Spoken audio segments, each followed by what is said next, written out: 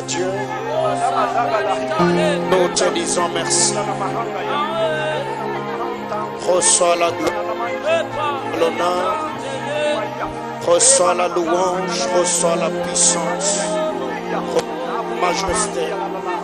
Nous te disons merci, Père, pour cette grâce. Nous te disons merci pour ta faveur. Nous te disons merci pour ton amour. Nous te disons merci pour ta bonté. Merci pour ta fille. Jésus, tu es notre Dieu. Tu es notre roi. Tu es notre sauveur. Tu es notre rédempteur. Tu es le consolateur. Le roi que nous célébrons. Le Dieu que nous magnifions. Le roi que nous adorons. Sois béni. Sois élevé. Nous prions, Seigneur. Plaise à toi de bénir un cœur. Plaise à toi de bénir une vie. Plaise à toi de parler à nos cœurs. Plaise à toi de nous faire du bien. Plaise à toi de glorifier Jésus-Christ. Précieux Saint-Esprit, nous avons besoin de toi. Nous avons faim de toi. Nous avons soif de toi. Seigneur Dieu de gloire, nous te prions. Parle-nous, édifie-nous, enseigne-nous, communique-nous ta pensée. Bénis tous les internautes qui sont en ligne en ce moment et ceux qui suivront ce message. Seigneur Dieu de gloire, dans la suite des temps, que ta grâce et ta faveur soient avec nous. Utilise-moi pour ta gloire, Père éternel, d'atteindre au Dieu de gloire des objectifs en cette soirée. Dans le précieux nom de notre Seigneur Jésus-Christ, nous avons ainsi prié avec action de grâce. Nous disons Amen. Amen, Amen. Shalom, shalom, bien-aimés dans le Seigneur. Nous vous saluons dans le précieux nom de notre Seigneur Jésus-Christ. Que le Seigneur vous bénisse abondamment de partout où vous nous suivez.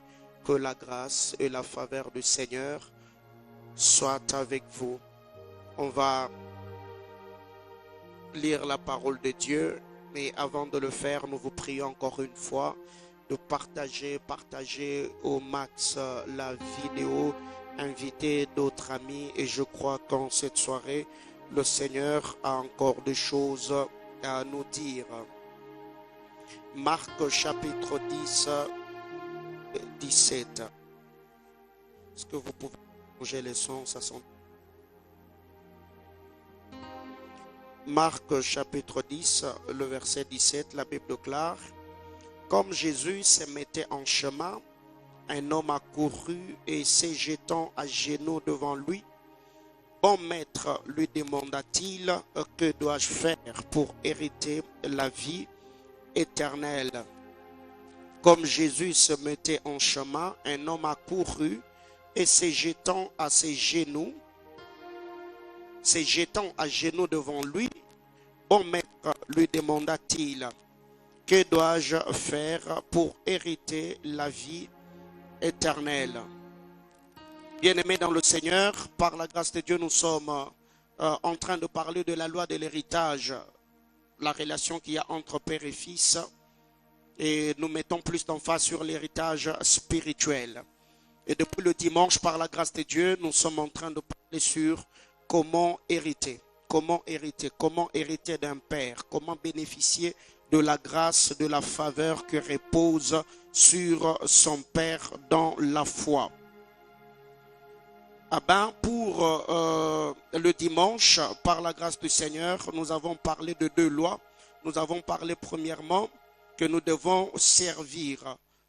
Le service est une loi importante dans la loi de l'héritage. Excusez ma tautologie. Le service. Nous avons lu le texte de Josué chapitre 1er, le verset 1er.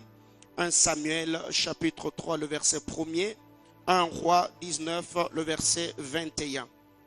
Josué 1:1, 1 Samuel 3:1, 1 Roi 19, 21. Et nous avons vu que Samuel était en train de servir l'Éternel devant son père. Josué était serviteur de Moïse avant de devenir le serviteur de l'Éternel. Nous avons vu dans 1 Roi chapitre 19, le verset 21, que Élisée, après avoir reçu l'appel de Dieu, alors qu'il travaillait avec le bœuf de son père, Shaphat d'Abel Mehola. Il a laissé le bœuf et la Bible déclare, il fut au service d'Élie jusqu'à son ascension. Nous avons également lu Exode 24, le verset 13, Exode 33, le verset 11, Nombre 11, le verset 28. Deuxième loi, nous avons parlé de la loi de la contemplation. Selon Jean chapitre 1er, du verset 14 au verset 16. C'est beaucoup plus le verset 14 et le verset 16 qui nous intéressent le plus. La Bible déclare, au commencement était la parole, nous connaissons très bien cette portion d'écriture. La Bible déclare au verset 14 que nous avons contemplé sa gloire comme la gloire unique venue du Père. Et au verset 16, on nous dit, et nous avons reçu. Il n'y a pas réception, il n'y a pas de réception sans la loi de contemplation. Nous avons contemplé, c'est ensuite que nous avons reçu. Donc, pour recevoir l'onction de son Père, pour bénéficier de la grâce, de la faveur, de la bénédiction attachée à la vie de son Père, nous devons commencer à admirer comment Dieu utilise nos pères, comment Dieu les élève, et nous parlerons de la loi de la célébration. Nous devons apprendre plutôt à célébrer la vie de nos pères. Nous devons contempler comment Dieu les utilise. Nous devons admirer leur grâce. Nous devons apprécier cela. Nous avons contemplé, c'est alors que nous avons reçu. Donc, nous devons apprendre à contempler. Eh bien, le texte que nous avons lu de Marc chapitre 10, le verset 17, je ne vais pas m'attarder là-dessus parce que déjà le dimanche, nous avons eu par la grâce du Seigneur à exploiter cette portion d'écriture. Mais il y a une chose, c'est que nous avons dit le dimanche que nous n'hériterons pas, nous ne bénéficierons pas de la grâce qui repose sur le Père seulement parce que nous sommes à ses pieds ou parce que nous sommes aux côtés du Père. Mais beaucoup plus, nous devons savoir ce que nous devons faire pour arriver à bénéficier, pour arriver à hériter. Et vous allez vous rendre compte que dans Marc chapitre 10, le verset 17, la Bible déclare, cet homme a posé à Jésus-Christ une question importante. Il ne lui a pas dit, Seigneur, je veux hériter. Il a dit, qu'est-ce que je dois faire? Que dois-je faire pour hériter? C'est que tous ceux qui ont bénéficié de la grâce reposant sur leur Père, ils ont eu à faire un bon nombre de choses qui les a connectés, entre autres. Jusque-là, nous avons parlé de la loi du service, nous avons parlé de la loi de la contemplation. Pour ce soir, par la grâce du Seigneur,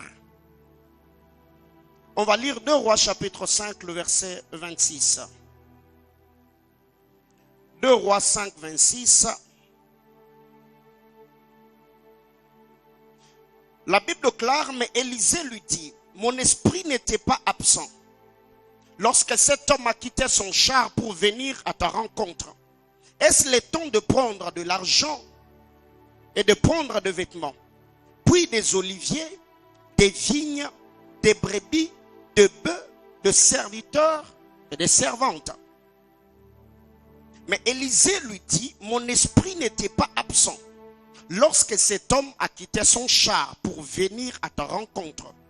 Est-ce le temps de prendre de l'argent et de prendre des vêtements, puis des oliviers, des vignes, des brebis, des bœufs, des serviteurs et des servantes? Troisième loi, nous parlerons ce soir de la patience. La patience. Il faut apprendre à être patient. Quand nous servons Dieu au pied de nos pères, nous devons apprendre à être patients. Car c'est dans la patience que tu recevras le caractère. La patience va t'aider à acquérir la maturité. La patience va t'aider à acquérir la sagesse. La patience va t'aider à acquérir pas seulement l'onction, mais le caractère qui va avec. Bien-aimés dans le Seigneur, il y a beaucoup de gens aujourd'hui qui, après avoir reçu l'onction de Dieu, après avoir reçu l'appel de Dieu, ils veulent directement commencer à servir, sautant l'étape de la formation. Bien-aimés, une chose est de recevoir l'appel de Dieu, une chose est de servir Dieu, une chose est de recevoir l'onction, une chose est d'avoir le caractère qui va te maintenir dans l'onction. C'est ainsi que plusieurs personnes ont beaucoup prié pour apparaître, mais ils ne se sont pas préparés pour se maintenir. Le problème, ce n'est pas recevoir l'onction, mais le problème, c'est garder cette onction.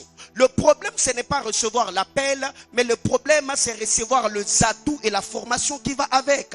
Vous allez vous rendre compte que le Seigneur Jésus-Christ, après avoir appelé Pierre, ce n'est pas qu'il a appelé Pierre le matin et le soir, il lui a donné le pouvoir d'aller chasser les démons.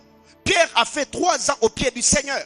Jésus-Christ, avant de commencer son ministère public, il a fait 40 jours et 40 nuits dans le désert. Il a fait 30 ans d'anonymat pour 3 ans de ministère. Mais qu'est-ce qui arrive aujourd'hui? Nous avons des gens. Le Seigneur t'a appelé le matin et le soir déjà tu es Mechawan. Dieu t'a appelé le matin et le soir tu es déjà prophète majeur. Bien-aimé dans le Seigneur, entre l'appel et le service, il y a la formation. Nous devons apprendre à rester au pied de nos pères. Nous devons apprendre à rester là. Peu importe les temps que ça te prendra, tu as besoin de la sagesse, tu as besoin de la maturité, tu as besoin du caractère, pas seulement de l'onction. Car une chose est de recevoir l'onction, mais une chose est de se maintenir dans l'onction. Une chose est de sortir, une chose est de se maintenir après que tu sois exposé par Dieu. Alléluia. Bien-aimé dans le Seigneur, quand vous lisez la parole de Dieu dans 2 Rois chapitre 5, le verset 26, la Bible nous parle de l'histoire de Naaman le Syrien et de Élisée le prophète. Naaman est allé parce qu'il était envoyé par son roi pour être guéri. Nous connaissons très bien l'histoire. Il est allé voir Élisée. Il avait des présents. Au verset 16 de ce chapitre, Élisée a refusé. Naaman a pressé. Il a demandé à Élisée que Élisée prenne le présent. Élisée a refusé. Et la Bible déclare, Dieu a guéri cet homme pour qu'il comprenne l'importance de la grâce. Parce que si Élisée avait reçu le présent de Naaman, Naaman allait penser qu'il a reçu la guérison au prix de l'argent qu'il avait. Au prix des dons ou des présents qu'il avait donnés au prophète. Le Seigneur voulait faire voir à cet homme que ce n'est pas au prix d'argent que nous recevons la grâce de Dieu. Ce n'est pas au prix de biens que nous possédons que le Seigneur est capable de nous faire du bien.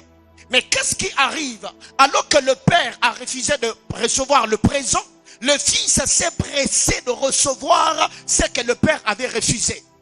Bien aimé, quand vous lisez la parole de Dieu, la Bible déclare, Naaman a donné l'argent, il a donné des habits de rechange à Élisée, Élisée a refusé.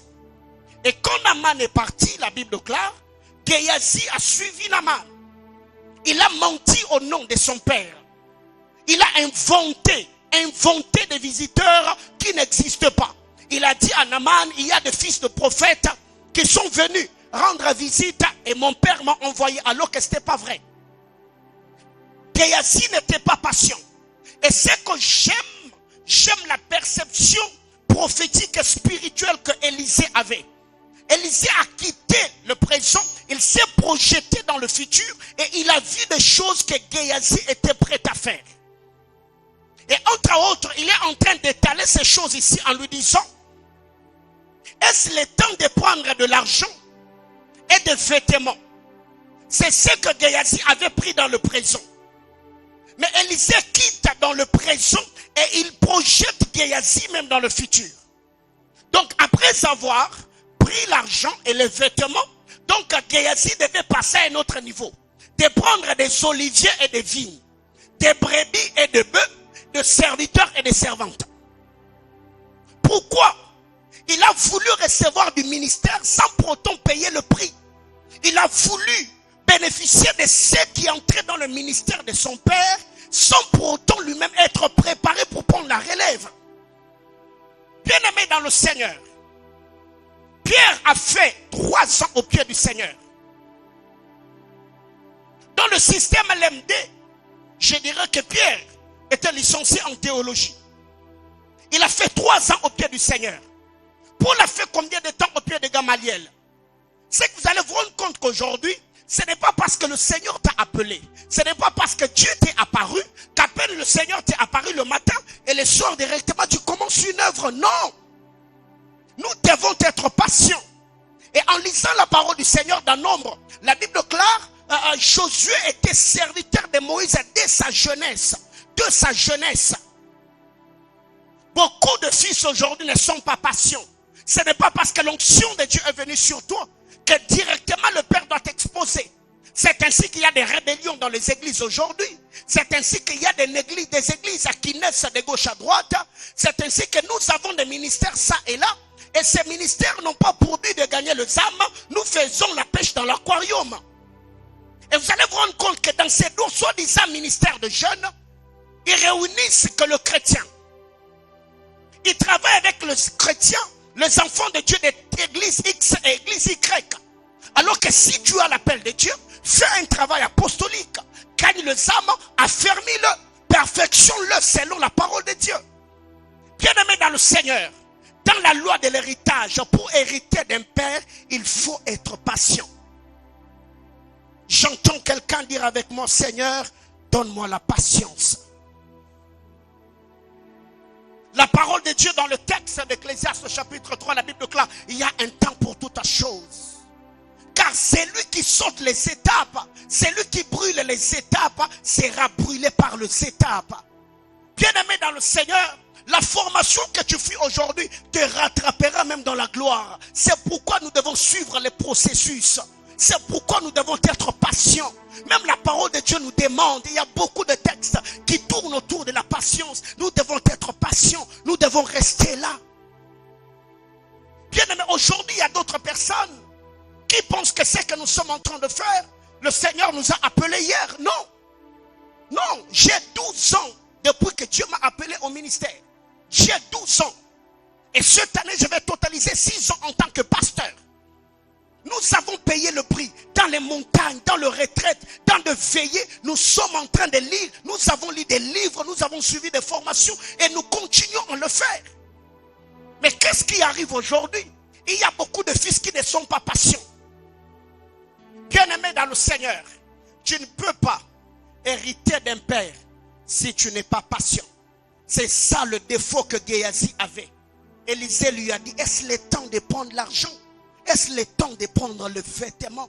Puis des vignes, puis des oliviers, des brebis, des bœufs, des serviteurs, des servantes. Donc cet homme, il n'allait pas s'arrêter là à prendre seulement les biens de Naaman. Donc il allait encore récupérer, escroquer, voler encore et encore. Excusez-moi le terme. Bien-aimé dans le Seigneur, même dans ta marche avec Dieu, tu dois être patient. Il faut être patient. Les choses que Dieu t'a promises, Dieu est fidèle. Il ne m'a point, le Seigneur Dieu que nous servons, il ne m'a jamais. S'il t'a promis, bien-aimé dans le Seigneur, ne fabrique pas de prophéties, ne fabrique pas de délivrance, ne fabrique pas de miracles. Sois patient. Reste dans l'école de Dieu.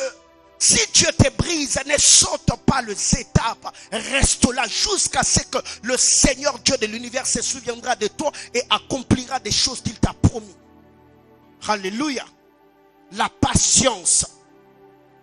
Donc, Élisée voulait dire à Géasi, ce n'est pas le temps pour toi de bénéficier des choses du ministère parce que tu n'as pas encore atteint le niveau. Ce n'est pas le temps. Bien-aimé dans le Seigneur, toi qui fais des veillées dans des maisons des gens, ce n'est pas le temps. Pendant ce temps que tu tiens des émissions sur YouTube, tu tiens des émissions sur Facebook, tu tiens des émissions sur Instagram, est-ce que ton pasteur est au courant? Tu es en train de t'exposer sur les réseaux sociaux. Quelle est la couverture spirituelle qui t'accompagne? Quelle est la bénédiction qui te couvre dans ce que tu es en train de faire? Bien-aimés frères, nous devons apprendre à être patients. Dans la patience, tu vas acquérir la sagesse. Dans la patience, tu vas acquérir la maturité. Dans la patience, tu vas acquérir le caractère. Et je crois que le Seigneur a des choses à faire avec nous. Ce n'est pas le temps. Ce n'est pas le temps. Ce n'est pas le temps. Ne fabrique pas. Ne donne pas les impressions. Ne sois pas un impressionniste. Ne nous fais pas voir ce que tu n'es pas. Sois vrai. Sois patient. Reste dans l'école de Dieu. Patiente encore et encore. Jusqu'à ce que le Seigneur te dira, go, vas-y. Bien-aimés frères, ce qui fait le plus peur, ce n'est pas commencer une chose, mais c'est de commencer la chose avec Dieu. Ce qui fait plus peur, ce n'est pas de sortir, mais c'est de sortir seul sans le Seigneur. Tout ce que je fais tous les jours de ma vie, ceux qui me connaissent, ils savent. Tous les jours avant de tenir le micro, je stresse. Pas parce que je ne sais pas parler, pas parce que je ne sais pas prêcher. Je me dis seulement, Seigneur, je ne veux pas tenir le micro sans toi. Je ne veux pas parler sans toi. Bien-aimés dans le Seigneur, tous les hommes que vous voyez debout en train de bouger le monde, bien-aimés frères, ils ne sont pas forts intérieurement. Ce sont des hommes qui ont appris à gémir, à pleurer devant Dieu. C'est pourquoi ils peuvent se tenir devant les hommes. Car la vraie force, le vrai fort dans le monde sont ceux qui rugissent comme des lions, mais ils se tiennent devant Dieu comme le brebis. Ils sont cette humilité, cette simplicité quand ils sont devant le Seigneur. Ils peuvent gémir, ils peuvent pleurer. C'est ainsi qu'ils puisent la force dans le Seigneur. Et quand vous lisez la parole de Dieu, la Bible déclare, c'est quand je suis faible. La puissance de Dieu se manifeste dans la faiblesse. Ceux qui ne comptent pas sur leur savoir-faire, ceux qui ne comptent pas sur les connaissances, ceux qui ne s'appuient pas sur l'intelligence, ceux qui ne s'appuient pas sur leur sagesse, sont les hommes qui sont les plus utilisés par le Seigneur. C'est pour cela, le Seigneur, quand il a commencé à appeler ses collaborateurs, il a choisi les hommes sans instruction, afin qu'ils ne puissent pas compter sur le savoir-faire. Et là, je ne suis pas en train de dire que quand tu as l'appel de Dieu, il ne faut pas te faire former. Non. Je ne suis pas en train de dire que Dieu n'utilise que des abrutis. Non. Excusez-moi le terme abruti. Non. Dieu n'utilise pas seulement ceux qui n'ont pas fait de grandes études. Paul était un érudit. Paul avait beaucoup étudié. Pierre n'avait pas fait de grandes études. Bien-aimés dans le Seigneur, nous devons savoir que ce que Dieu veut, l'onction qui repose sur le Père, on peut hériter de cette onction que si on est patient. La fois passée, je vous ai dit, aujourd'hui, je crois, j'ai à peu près 15 ans. 15 ans, oui, 15 ans. Au pied du pasteur Marcelo, 15 ans. J'ai fait 9 ans à limiter, sans même tenir le micro, sans modérer. Même au culte matinal, je ne l'avais jamais fait. J'étais intercesseur à l'église. C'est là que l'onction de Dieu est venue. C'est là que l'appel de Dieu est venu. C'est là que Dieu m'a pris de l'intercession. Il m'a mis sur la chair. Du haut de l'autel de mon père, j'ai apporté la parole de Dieu. Je n'ai fait qu'une année en tant que prédicateur. Et mon père m'a consacré, ou m'a confié l'église que je dirige à Lubumbashi parce que j'étais patient. La patience. Bien-aimés frères, je sais que l'onction donne le châtiment, l'onction chatouille. Quand on reçoit l'onction de Dieu, on a besoin de parler, on a besoin de prêcher. Mais ceux qui savent maîtriser leur onction, ils sauront les libérer. Si tu ne sais pas maîtriser ton onction, tu ne sauras pas les libérer. Parce que si tout ce que tu fais, tu le fais seulement parce que tu sens l'onction, bien-aimé dans le Seigneur, tu commettras beaucoup d'erreurs dans le ministère. Oui, l'onction vient de l'esprit. Mais c'est la sagesse et la maturité qui nous permet de canaliser cette dernière afin de pouvoir atteindre les buts et les objectifs pour lesquels le Seigneur nous l'a confié. Autre chose, la patience. Galates chapitre 4, le verset 1er.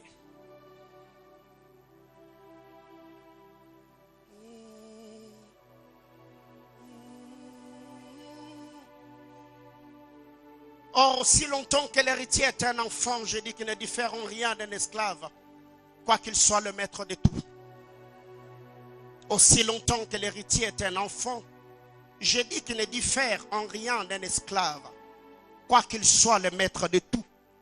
Aussi longtemps que l'héritier est un enfant, je dis qu'il ne diffère en rien d'un esclave, quoiqu'il soit le maître de tout. Deuxième chose pour cette soirée, la maturité et la discrétion. La maturité et la discrétion sont importantes pour hériter d'un père. La maturité et la discrétion. La maturité. Bien-aimés dans le Seigneur, la maturité n'est pas forcément liée à l'âge. La maturité n'est pas liée forcément à l'âge. Il y a d'autres personnes qui ont un certain âge, qui sont avancés en âge. Mais quand vous regardez comment ils se comportent, quand vous regardez comment ils se conduisent dans la société, vous allez vous poser la question, mais comment il arrive à faire ça avec son âge? Comment il arrive à parler comme cela? Comment il arrive à se comporter? Et vous allez vous rendre compte qu'au temps de nos mères, une fille de 14 ans, elle pouvait gérer toute une maison. Une fille de 15 ans, elle pouvait tenir toute une famille. Mais aujourd'hui, les filles de 15 ans pensent encore qu'elles sont petites. Aujourd'hui, les filles de 15 ans, tout ce qu'elles savent faire, c'est se tenir devant la télé et suivre Novelas, passer des heures et des heures sur Instagram. Et par moments, je me pose la question, est-ce que les filles d'aujourd'hui, elles sont souffert de la poliomyélite ou bien c'est seulement la mode? Je vois des photos que je vois sur Facebook, par moments, ça donne des nausées. C'est difficile de voir une fille qui prenne une carte étant comme ça tout droit. Non, ils ont des postures bizarres.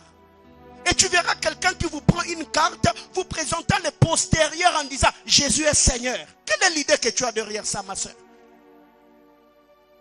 Qu'est-ce que Jésus fait dans ce que tu nous présentes? Tu prends tes postérieurs et tu postes sur Facebook « Jésus est Seigneur ». La maturité. Pourquoi j'ai parlé de la patience en premier? C'est dans la patience qu'on peut acquérir la maturité.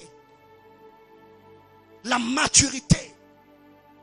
Bien-aimé dans le Seigneur, tu peux avoir 50 ans, mais tu réfléchis comme un garçon de 17 ans. Tu peux trouver quelqu'un d'autre, il a 17 ans, mais la manière dont il gère sa vie, la manière dont il réfléchit, la manière dont il est organisé, tu peux comprendre que ce garçon, peu importe à son âge, mais il est mature, il est posé, il a une tête bien faite et il réfléchit. Nous devons être matures. Regardez les choses qui se passent aujourd'hui sur Internet, ça prouve à suffisance que nous avons reçu une mauvaise éducation. Nous ne sommes pas matures. Un jeune qui vient à peine même de commencer un ministère, à peine 2 ans, il peut se permettre à corriger un vieux qui a 30 ans, 40 ans de vie ministérielle.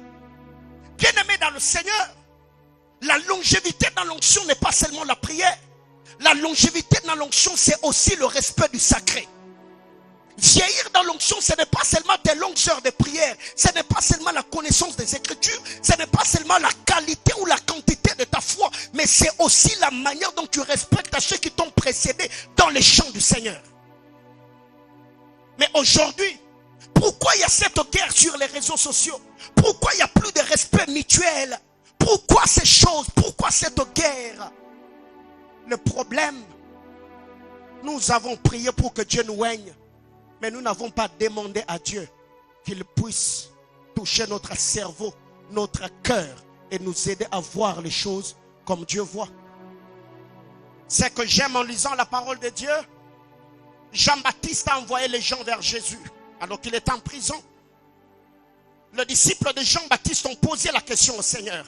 Je nous envoie vers toi pour que nous puissions demander. C'est toi ou devons-nous attendre quelqu'un d'autre? La Bible déclare, le Seigneur a regardé ceux qui étaient là. Il a guéri le malade, il a purifié le lépreux, il a ouvert les yeux des aveugles. Il a dit aux disciples de Jean, allez dire à Jean que le paralytique marche, les aveugles voient, et la bonne nouvelle est annoncée aux pauvres. C'est quand les disciples de Jean-Baptiste sont partis que Jésus a commencé à dire, qu'est-ce que tu es allé faire dans le désert? Même Jésus avait le respect des protocoles. Il n'a pas critiqué Jean dans la présence de ses disciples. Il a attendu que les disciples de Jean partent pour qu'ils puissent donner un enseignement qui cadre avec l'incrédulité de Jean-Baptiste. Mais aujourd'hui, tu peux voir un fils qui prétend recevoir l'onction de son père, mais il peut le calomnier, il peut le critiquer, il peut l'insulter, il peut lui manquer du respect. Bien-aimés dans le Seigneur, nous devons être matures. La Bible déclare aussi longtemps que l'héritier est un enfant. Il y a des hommes de Dieu qui sont vieillis et sont morts avec leur onction seulement parce que leurs fils qui tournaient autour d'eux, ils n'avaient pas atteint une certaine sagesse, une certaine maturité. Bien-aimés dans le Seigneur, écoutez, même la responsabilité que le Seigneur nous donne dans la société est fonction de notre capacité de gérer. Même la bénédiction que le Seigneur est censé te donner est fonction de ta manière de gérer d'abord ta petite vie. Si tu ne sais pas te gérer toi-même, le Seigneur ne te confiera pas de grandes choses. C'est pourquoi la Bible déclare, c'est lui qui est fidèle dans peu de choses, il sera fidèle dans le grand. Et si la Bible déclare aussi longtemps que l'héritier est un enfant, cela ne veut pas dire qu'il n'y a pas un héritage à sa possession, non, à sa disposition, non. L'héritage est là, mais le père ne peut pas donner cela au fils, aussi longtemps que le fils est un enfant, aussi longtemps que le fils est immature. Le mot enfant utilisé ici a une même source avec teknon.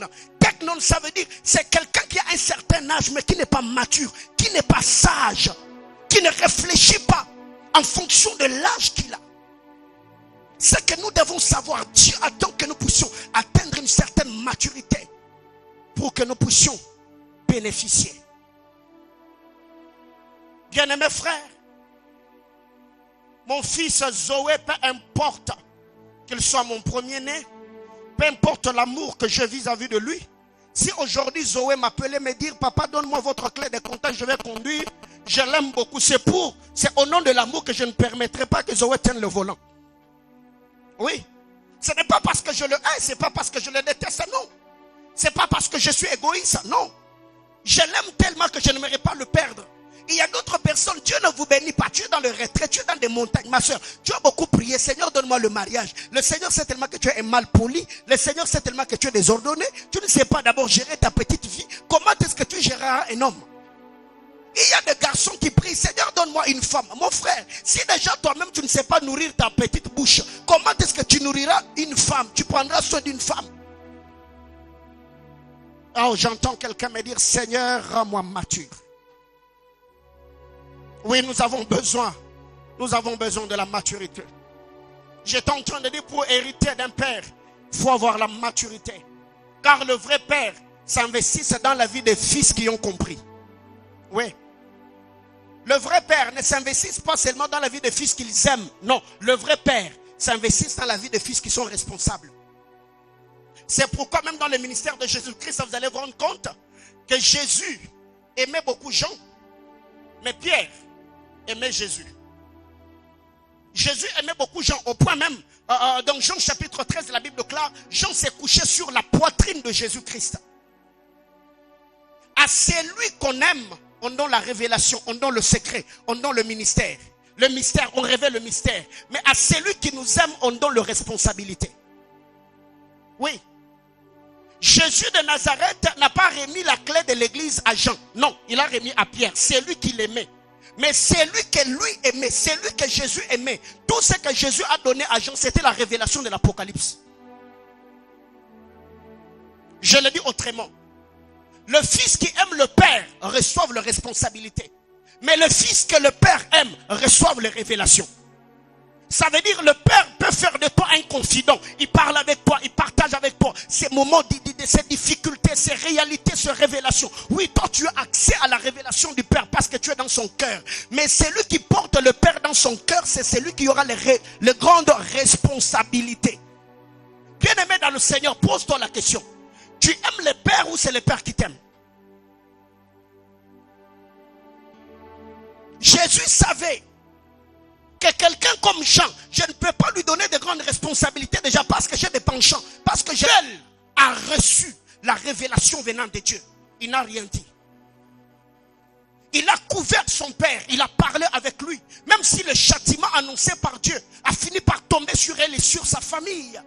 Mais quand vous regardez le fils, Cham, le fils de Noé, quand il a vu la nudité de son père, c'était dans la tente, ça pouvait rester entre lui et le père. Mais lui, il est sorti. Il est allé raconter ça. Bien-aimé dans le Seigneur, Noé qui est ivre aujourd'hui ne sera pas ivre éternellement. Même dans l'ivresse de Noé, s'il parle sur ta vie, la malédiction peut t'atteindre. Oui. J'encourage. Bien-aimé, ça peut arriver que le Seigneur te donne une vision, que ton père s'est méconduit. Dieu peut te parler clairement. Tu sens que Dieu m'a parlé. Je ne suis pas en train de parler des suspicions, non. Même avant d'aller affronter le père frère, prends le temps, prie pour son cœur. Prie pour son cœur. Analyse la vision. Réfléchis à 2 fois. Et cherche le mot juste qu'il faut afin de pouvoir lui parler. Car il y a d'autres filles, c'est parce que le Seigneur t'a parlé que tu dois maintenant devenir mal poli. Frère, ça peut être vrai que moi j'ai abandonné Dieu parce que l'onction de Dieu t'est passée sur moi. Je te maudis et je sèche ton ministère. Ça arrive. Oui. Bien-aimés frères, vous ne savez pas ce que ça fait à un père qui est faible et ses fils le soutiennent pendant ce temps-là. Vous ne savez pas ce que ça fait. Pensez-vous comment Noé était heureux? Pensez-vous comment Noé était été heureux quand il a appris que 2 de ses fils avaient mis les manteaux sur leur épaule en reculant. Ils ont couvert leur nudité. Mais qu'est-ce qui arrive aujourd'hui?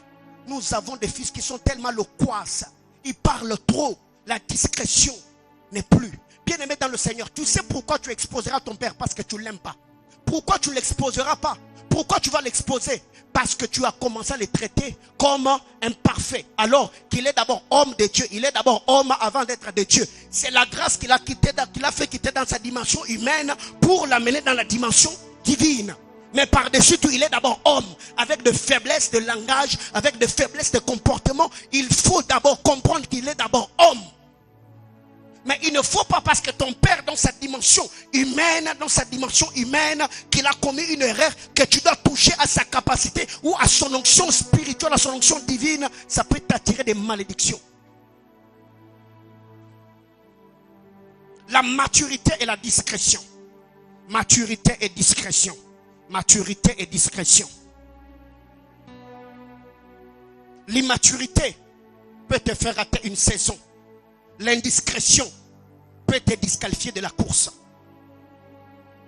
Quand Noé se lève, se réveille, la Bible déclare, il a maudit Cham. Il a dit qu'il soit esclave, des esclaves de ses frères. On l'a disqualifié, on l'a détrôné, on l'a écarté. Bien aimé, un oint de Dieu, malgré ses faiblesses, il peut déprogrammer le programme de Dieu pour ta vie. Ah, frère, il peut déprogrammer le programme de Dieu pour toi. Parce que seulement tu lui as manqué du respect. Il peut, comme Jacob, te faire quitter de la place de la prééminence pour te donner la dernière place. Il l'a fait. Et un homme de Dieu, il peut aussi te faire quitter de la bassesse pour la gloire. Oui. Jacob, le père de Ruben, l'a maudit. Il a dit, parce que tu es monté sur ma couche, parce que tu as touché à mon autorité, parce que tu as touché à ma personnalité, tu n'auras plus la prééminence. Mais quand Moïse, l'homme de Dieu, arrive, il dit que Ruben vive, que Ruben vive, que Ruben vive, que Ruben vive, que Ruben vive. Pourquoi il a dit? Parce qu'il avait l'autorité spirituelle. Je demande à Dieu que le Seigneur Dieu de l'univers, là où les hommes t'avaient déclassé, là où les hommes t'avaient écarté, là où le mépris des hommes t'avait enterré, je demande que le Seigneur t'accorde le miracle de la résurrection, que Dieu ressuscite le don, que Dieu ressuscite la grâce, que Dieu ressuscite ton ministère, que Dieu ressuscite tes affaires, que Dieu ressuscite ton mariage, que Dieu ressuscite le potentiel, que Dieu ressuscite, qu'il donne la vie à ce que le monde avait enterré au nom suprême de Jésus. J'entends quelqu'un me dire yes. Il y a des gens, les témoignages éternis, l'image détruite. Je demande que Dieu te relève. Je prie, Dieu que Dieu te relève. Que le Seigneur t'utilise à nouveau. Qu'il rebâtisse sur les anciennes ruines. Que le Seigneur relève ta tête. Bien-aimé dans le Seigneur, je m'arrête là pour ce soir. Étant enfant de Dieu, étant ministre de Dieu, travaillant au pied de nos pères, nous avons besoin, choriste monté, nous avons besoin d'être patients. Dieu t'a promis des choses. Oui, le temps de la patience, Dieu va t'éprouver. Car celui que Dieu n'a jamais éprouvé, il ne peut pas l'approuver. Dieu ne peut pas t'approuver s'il ne t'a pas encore éprouvé. Si Dieu a approuvé Abraham, c'est parce qu'il l'avait d'abord éprouvé. Il lui a dit, donne-moi ton fils, ton unique, celui que tu aimes, Isaac. C'est l'épreuve qui a fait qu'Abraham soit approuvé, soit accepté.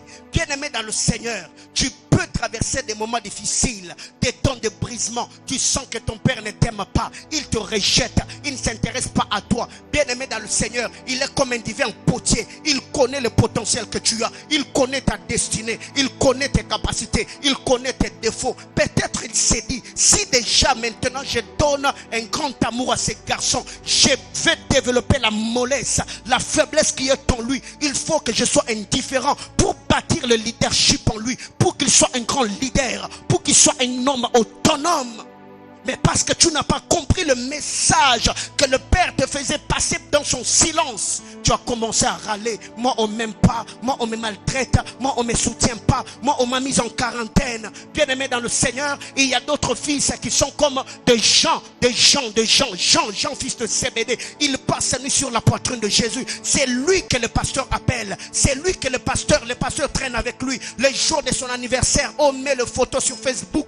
Le jour de son anniversaire, le pasteur, vous sentez vraiment que c'est lui qui conduit le véhicule du pasteur. C'est lui qui passe du temps avec le pasteur.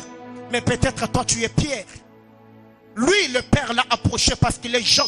Mais toi peut-être c'est toi qui recevras l'onction du Père. C'est toi qui recevras de grandes responsabilités. Je ne jalouse personne. Je suis dans mon coin. J'attendrai jusqu'au jour où le Seigneur Dieu de l'univers accordera ce qu'il a donné. Je ne jalouserai personne. Ceux qui prospèrent, gloire à Dieu. Ceux qui voyagent, gloire à Dieu. Ceux qui sont bénis, gloire à Dieu. Ceux qui sont enrichis, gloire à Dieu. Ceux qui sont élevés, gloire à Dieu. Je suis encore dans les torrents. J'attends que l'eau de la parole passe sur moi. Qu'on enlève toutes les pointes. Qu'on enlève toute le saleté. J'attends encore. Je suis à mon poste à Kobabakouk. Je ne bouge pas. J'attendrai. Même si la prophétie a tardé, j'attends. Car je sais qu'elle s'accomplira. Qu'elle s'accomplira certainement. Les temps sont durs. Cette crise économique, tu ne sais pas comment t'en sortir. Tu ne sais pas comment payer ton loyer. Mais à ce que je sache, je ne changerai pas. Je n'abandonnerai pas Dieu. Alors que les autres se compromettent. Alors que d'autres abandonnent la foi. Alors que plusieurs sont tombés dans l'apostasie. D'autres se prostituent parce qu'ils sont orphelines. D'autres corrompent pour avoir des postes. Je suis enfant de Dieu. Comme Daniel, j'ai pris la résolution de ne pas s'essuyer avec le main du roi. Je suis à mon poste. Seigneur, vois-moi. Seigneur, entends-moi. Seigneur, bénis-moi. Au temps convenable, je sais que tu me béniras. Au temps convenable, je sais que tu me leveras. Au temps convenable, je sais que tu m'accorderas. Au temps convenable, tu accompliras tes promesses. Au temps convenable, tu essuieras mes larmes. Au temps convenable, tu consoleras mon cœur. Au temps convenable, tu essuieras. Au temps convenable, tu banderas mes blessures. Malgré le mépris des hommes, malgré le rejet des hommes, malgré le coup comme compagnon, le bonheur et la grâce. Oh God. Oh God. Oh God. Oh God. Oh God. Oh God. God. Malgré mon cœur qui saigne, je suis à mon poste. Malgré le coup de la vie, je suis à mon poste. Malgré les différences des hommes, je suis à mon poste. Malgré le mépris, je suis à mon poste. Je n'abandonnerai point. Je ne te laisserai point. Je vais te voir. Alors que d'autres leur char, d'autres leur chemin, moi je vais te voir. Ma sopra du cassita. Rambla la suneta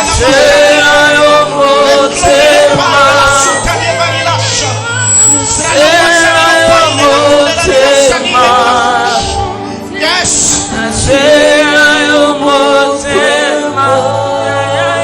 Oh Dieu. Est-ce que tu peux prier le Seigneur?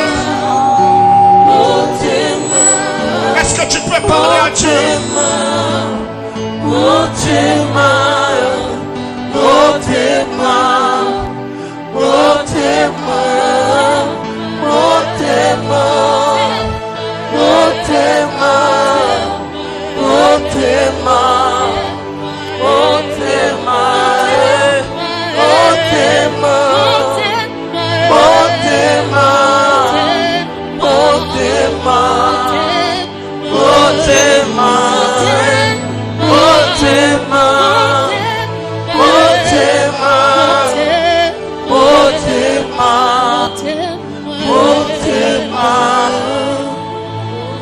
J'aimerais prier pour toi.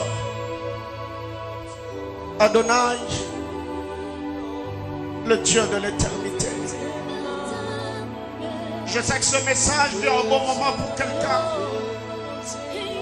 qui se sent tellement abattu, découragé. Seigneur éternel, Je prie pour ce frère, je prie pour cette soeur qui était prêt à baisser la garde, qui était prêt à perdre le contrôle, qui commençait à diluer les disciplines. Seigneur, parce que ça n'est de trop. On pense qu'on est trop dur. On pense que c'est nous qui ne comprenons pas bien le système.